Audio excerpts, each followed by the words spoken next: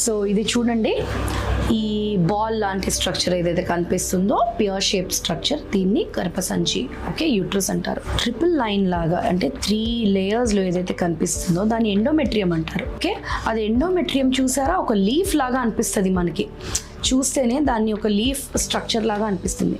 So ఈ endometrium గర్భసంచి అనేది ఏంటి అంటే ఆ ఎంబ్రియోన్ తీసుకొని 9 months మోసి దానికి న్యూట్రిషన్ ఇచ్చేది ఈ ఎండోమెట్రియమే. సో ఈ ఎండోమెట్రియం ఇప్పుడు చూసారా around 7.5 to 8 mm.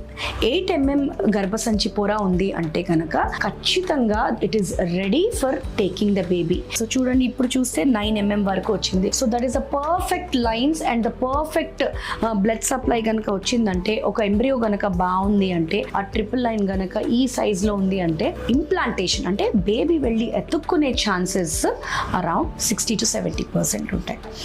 IVF success.